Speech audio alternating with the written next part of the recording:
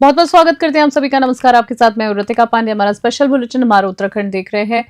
उत्तराखंड की खबरों से शुरुआत करें बुलेटिन की, तो आपको बता दें सबसे पहले तहसील परिसर में अनधिकृत रूप से बनाए गए अधिवक्ताओं के चैम्बरों का उप जिलाधिकारी तुषार सैनी ने निरीक्षण किया। आज निरीक्षण के दौरान एसडीएम ने सभी अवैध चैम्बरों को हटाने के निर्देश जारी किए। बताया जा रहा है कि लंबे समय से परिसर में बिना अनुमति चैम्बर बनाकर कब्जा किया गया था, जिससे प्रशासन ने सख्ती दिखाई है। निर्देशों के बाद अधिवक्ताओं ने प्रशासन से 2 दिन की मोहलत मांगी है, जिस पर एसडीएम ने कहा है कि अवैध चैम्बर हटाने का आदेश जारी किया गया है ताकि नए अधिवक्ताओं को जगह आवंटित की जा सके। अधिवक्ताओं ने आश्वासन दिया है कि वे सोमवार तक स्वयं अपने चैम्बरों को हटा देंगे। इस कार्रवाई के बाद तहसील परिसर में व्यवस्था सुधारने की उम्मीद जताई जा रही है। खटीमा से अशोक सरकार की रिपोर्ट।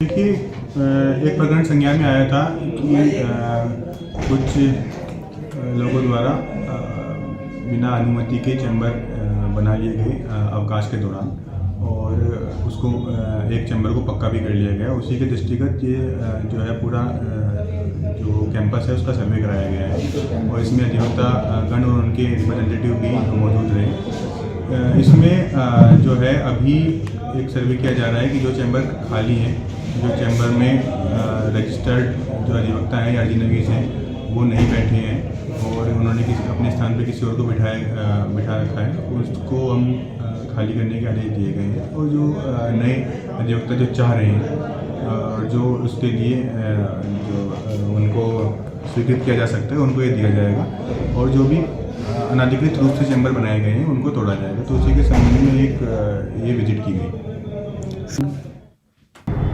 देखिए, कनिष्ठ अधिवक्ताओं का चैम्बर संबंधी निर्माण के संबंध में प्रकरण सामने आया हुआ है, जिसमें हमारे कुछ अधिवक्ताओं ने वहाँ चैम्बर का निर्माण किया हुआ है। एटीएम साहब द्वारा भी कहा गया है कि ये जो निर्माण जो किया है हमारी बिना अनुमति किया गया है। हमने एटीएम साहब से कहा कि ये अधिवक्ता यहाँ पर जो जूनियर अधिवक्ता है उनके चैम्बर्स की कमी है, इसलिए हमने निर्माण किया है। 2 दिन का हमने समय मांगा था एटीएम साहब से। 2 दिन के बाद हम लोग मीटिंग करके इस मामले का समाधान कहने के निकाल देंगे। और अगली खबर देख रहे हैं। क्षेत्रीय विकास और जन समस्याओं को लेकर पुरोला के विधायक दुगेश्वर लाल ने हाल में ही मुख्यमंत्री से भेंट की। जनता के बीच संपर्क के दौरान मिली समस्याओं और सुझावों को उन्होंने सीधे मुख्यमंत्री के सामने रखा है। विधायक ने बताया है कि पूर्व में की गई कई घोषणाएं तब जमीन पर उतर चुकी हैं, अब तक जमीन पर उतर चुकी हैं। वहीं कई परियोजनाओं का लोकार्पण हो चुका है, जबकि कुछ कार्य प्रगति पर है। धीमी गति से चल रही योजनाओं को तेज करने का आग्रह भी विधायक ने किया है, जिस पर मुख्यमंत्री ने सकारात्मक आश्वासन दिया है। इसके साथ ही गंभीर बीमारियों से जूझ रहे क्षेत्रवासियों के इलाज को लेकर चिंता उन्होंने जताई है। वहीं बता दें आपको, आयुष्मान योजना लागू न होने वाले अस्पतालों में मरीजों को आर्थिक परेशानी का सामना न करना पड़े, इसके लिए विधायक ने मुख्यमंत्री राहत कोष और विवेकाधीन कोष से मदद जारी करने का अनुरोध किया। देहरादून से मोनू राजपूत की रिपोर्ट। माननीय मुख्यमंत्री जी से मैं इसी संबंध में मिला था कि क्षेत्र में क्योंकि 1-1.5 महीने से कंटिन्यू पब्लिक के बीच में, तो बहुत सारी चीज़ें ऐसी हैं कि जो जब मुख्यमंत्री जी बने थे तो उन्होंने कई सारी घोषणा कर रखी थी, और उन घोषणाओं में से कुछ के जो हमने लोकार्पण करवाने कुछ के हो भी गए। अभी कुछ पे जो है कार्य गतिमान है, उन पे जो है गति देने के लिए मैंने माननीय मुख्यमंत्री जी को से अनुरोध किया, तो उन्होंने विशेष करके पॉजिटिवली उसको जो है जो कार्य है उनको गति देने की बात कही है। और साथ साथ हमारे बहुत सारे ऐसे लोग हैं जो दुरुस्त क्षेत्र के लोग हैं, तो कई लोग बीमार हैं विभिन्न बाहरी प्रदेशों में, जैसे सर गंगाराम हॉस्पिटल में वहाँ पे जाके एक व्यक्ति हैं जिसकी आपको जो है किडनी ट्रांसप्लांट का जो है केस चल रहा है। तो उन ऐसे लोग कई सारे थे, आपके देहरादून में भी कोई बीमार लोग हैं कि जैसे लोग कई जगह जो आयुष्मान। अंतर्राष्ट्रीय सहकारिता वर्ष के तहत हरिद्वार में सहकारिता मेले का आयोजन किया जा रहा है। ये मेला 2 दिसंबर से ऋषिकुल मैदान में शुरू होगा। मेले में सहकारिता संस्थाओं और महिला स्वयं सहायता समूह, जी हाँ, स्वयं सहायता समूह से स्टॉल्स लगाए जाएंगे। जी हाँ, उनके स्टॉल्स लगेंगे यहाँ पर स्वयं सहायता समूह के, जहाँ पर इस अवसर पर विभिन्न सांस्कृतिक कार्यक्रम भी आयोजित किए जाएंगे, जो मेले की और आकर्षक बनाने वाले हैं। मुख्यमंत्री पुष्कर सिंह धामी सहकारिता मेले का उद्घाटन करने के लिए पहुंच सकते हैं। मेले का उद्देश्य सहकारिता के माध्यम से सामाजिक और आध्यात्मिक समृद्धि को बढ़ावा देना। हरिद्वार से तनवीर अली की रिपोर्ट।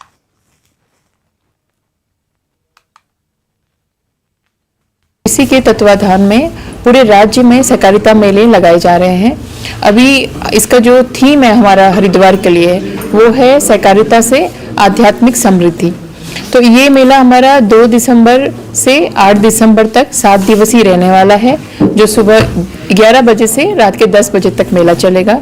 इस मेले में मुख्यतः हमारे स्टॉल लगाए जाएंगे, जिसमें हमारे सहकारी संस्थाओं, हमारे सेल्फ हेल्प ग्रुप, इन सबको एक मंच प्राप्त होने वाला है अपनी आर्थिकी को बढ़ावा देने के लिए और साथ साथ उनका मार्केटिंग की रीच बढ़ाने के लिए। तो इसके अलावा दूसरा हमारा जो इसमें मुख्य आकर्षक रहेगा वो हमारे सांस्कृतिक प्रोग्राम होंगे, और इसके अलावा इसमें झूले भी रहेंगे और हमारे विभिन्न विभागों की जो भी योजनाएं हैं, जिससे कि हम अपने सदस्यों को और अन्य लोगों को लाभान्वित कर सकते हैं, उन सब की जानकारी उसमें दी जाएगी। और जो भी उसमें योजनाओं के लाभार्थी।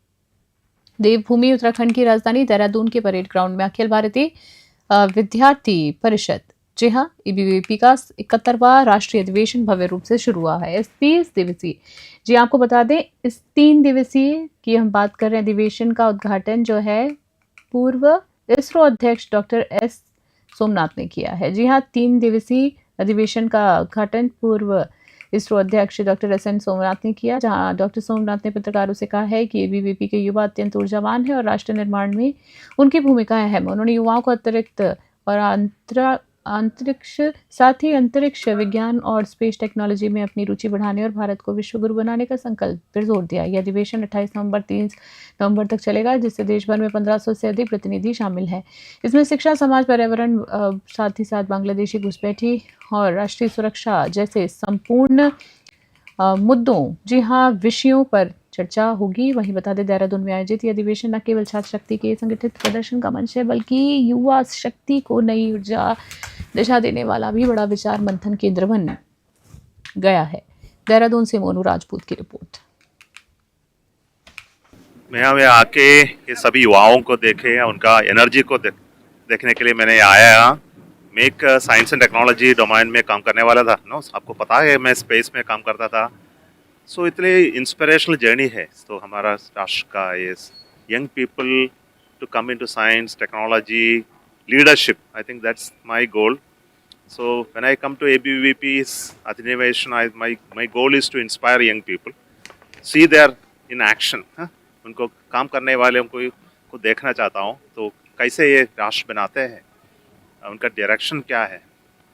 सो हमारे देश को ये चेंज जब हो रहा है तो हम एक विश्वगुरु के रूप में बदलना चाहते हैं. तो कैसे हो सकता है कि हमारे ये युवा पीढ़ियों को इंस्पायर करें. यही मेरा लक्ष्य है, यही मेरा कर्तव्य है. सो इसलिए मैं